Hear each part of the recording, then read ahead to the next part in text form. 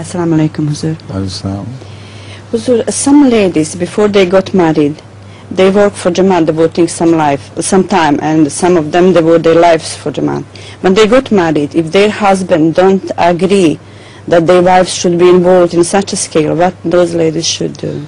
They can't do anything, because it's very important that they should not do something without the permission of husband and go out for Jamaat work without his permission.